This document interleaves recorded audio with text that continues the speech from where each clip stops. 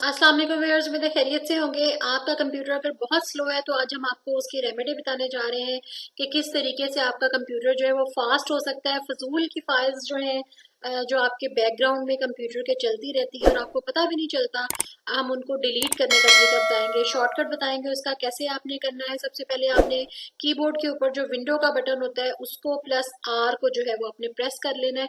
या आपके सामने रन कमांड की जो है वो विंडो ओपन हो जाएगी। यहाँ आपने लिखना है परसेंटेज टेम्प, TEMP टेम्प, और फिर परसेंटेज लिख के आपने एंटर कर देना है। जैसे ही आप लिख के एंटर करेंगे आपके सामने एक ब्राउजर ओपन हो जाएगा और इसमें बहुत सारी फाइल, ये देखिए मैं आपको दिखा रही हूँ स्क्रीन के ऊपर कितनी सारी फाइल्स जो हैं वो इसके ऊपर ओपन है। इसको अगर मैं सिलेक्ट ऑल करूँ तो वो इसकी काउंटिंग बताएगा। ये देखें 12,080 आइटम्स, 12,080 आइटम्स जो है यहाँ पे स्कूल में बैकग्राउंड में चल रहे हैं जो कि आपके सिस्टम को बहुत स्लो करते हैं। आपने सबको सिलेक्ट ऑल करना है और डिलीट का बटन प्रेस कर देना है। जैसे डिलीट का बटन प्रेस करेंगे इन तमाम टेम्परेरी फाइल्स को जो है वो डिलीट कर देगा। इन फाइल्स का कोई काम नहीं है आपके सिस्टम में।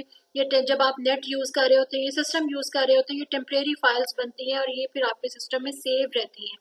और अगर आप इसको जो है वो डिलीट कर देंगे तो आपका सिस्टम जो है वो फास्ट चलने लग जाएगा।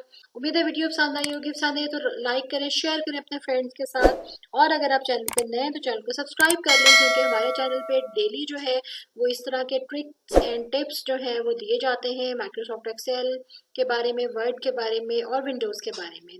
नेक्स्ट वीडियो तक अल्लाह हाफिज़।